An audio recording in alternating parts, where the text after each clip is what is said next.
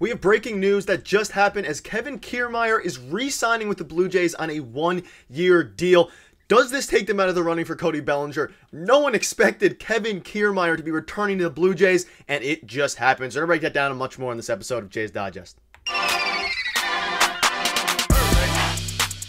What's up, Jays fans? It's Gosse, your host of Jays Digest, and happy holidays, everybody. We obviously didn't upload yesterday. It was Christmas, and literally 2 minutes ago, Kevin Kiermaier, according to Mark Feinstein, is closing in on a deal to return to the Toronto Blue Jays. We'll probably have another video tonight breaking down some more analysis behind this deal, discussing Kevin Kiermaier more in depth, but this video is about the initial reaction of Kevin Kiermaier. Before we get into it, a quick reminder to hit the subscribe button. About 70% of you guys aren't subscribed. We're on the road to 12,000.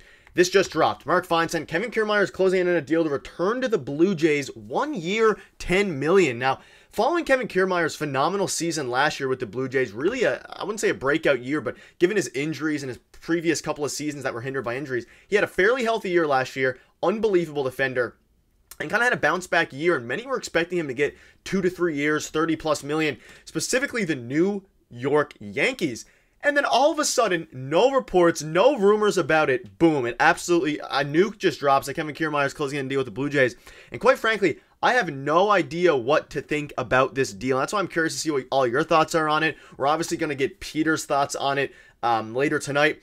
But I don't know what to think about this move for the Toronto Blue Jays. I think in a nutshell, it is a very solid move. We're going to have to see what the subsequent moves are. They cannot be done, but they have technically improved their team.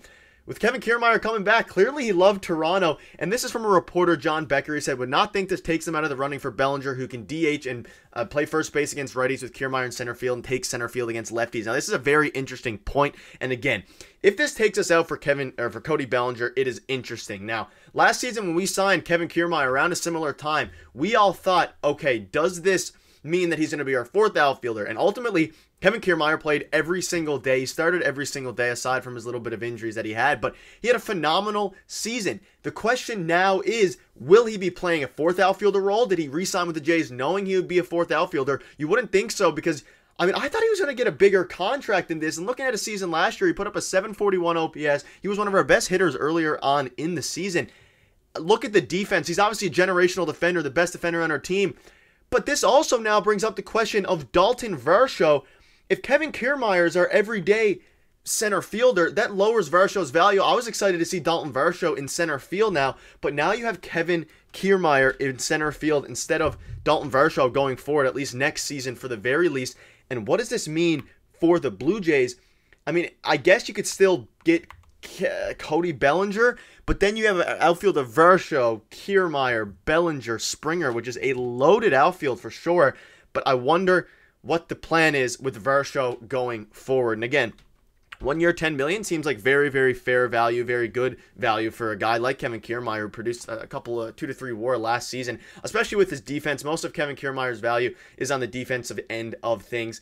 And I mean, I don't know. I don't know how to feel. I'm just very, very surprised by this. This was probably a move that I expected the least. And to see it happen on Boxing Day, nonetheless, right after the holidays, is very, very interesting. Now, again, the biggest question is regarding the outfield. And ultimately, what happens after these moves is what's the most important. We've seen reports of them interested in Cody Bellinger. Some teams, and he was named as a favorite to land Cody Bellinger by Bob Nightingale, by John Heyman, basically between the Cubs and the Blue Jays. And now when you're looking at Cody Bellinger, it makes the situation slightly less appealing, maybe for even Cody Bellinger, unless he wants to play more first base or whatever it is. But it's super strange. Now, here's some initial reactions off of Twitter, which kind of helps lend to this. It says, I really didn't expect Kiermaier to return, especially for a 1 year deal. It's a shame Varsho won't get to play center field full-time, but this tells me they're preparing to get a full-time DH. And then given that last offseason, again, many fans think and thought that Kevin Kiermaier was going to get a multi-year deal, 2 to 3 year deal, maybe 30 million, maybe 35 million for 3 years.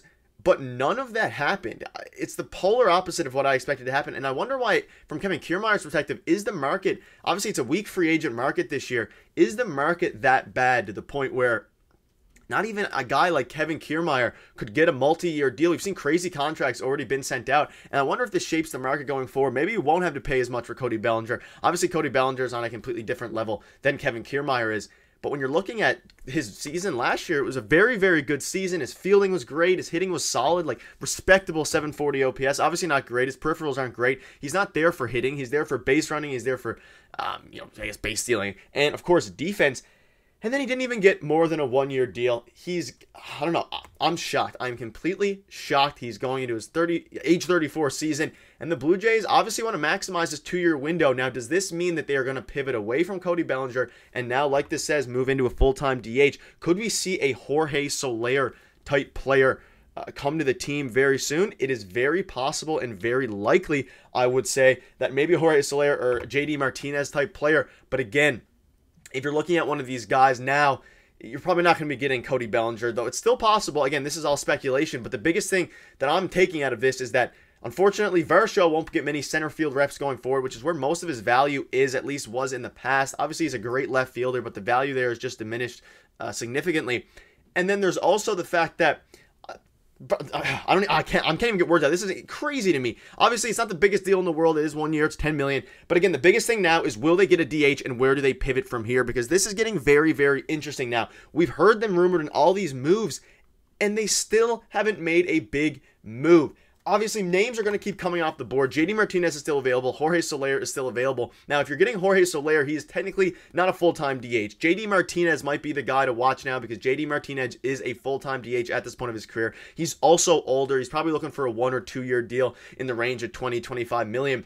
And it's just very weird that they almost signed Kevin Kiermaier first. They were eager to get this deal done clearly. And again, it just keeps begging the question of what is next for the Toronto Blue Jays. And BKO says, here, Brandon says, given the last offseason he was coming off of injuries and major surgery, I'm surprised Kiermaier didn't find a better deal that was basically matches his 2023 contract. And when you think back to last year, he signed a 1-year, $9 million deal. We were thinking, okay, what kind of deal would this be? Ended up being a phenomenal deal. And now he is returning to the Toronto Blue Jays on basically the same deal. And in a weak free agent class, Kiermaier couldn't get more money than he got last offseason, which is super weird, especially coming off of one of the better seasons of his career.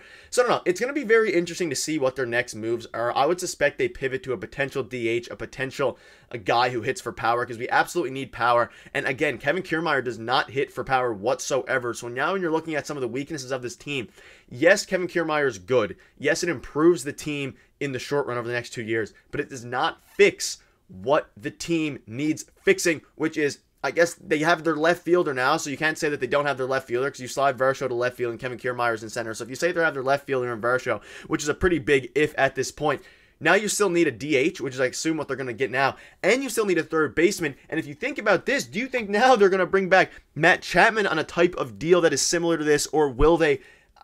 I don't know, they're going to run it back again? This is a little bit scary. It's a little bit interesting. And ultimately, I think what's going to happen is we're going to see another move very, very soon. I think this is the start of a pretty exciting offseason. Obviously, it's not the biggest move. It's one of the more confusing moves I can remember, at least from a perspective of a Jays fan coming into the offseason. I know a lot of Jays fans out there might think, oh, they're shifting from Ohtani to Yamamoto to Kevin Kiermaier. But just hold on. I think more moves are going to be coming very, very soon. And hopefully, they're going to be bigger than this, but this is an okay start if you're a Jays fan, even if, albeit, it is a very confusing one. So let me know in the comments what your thoughts are on this signing.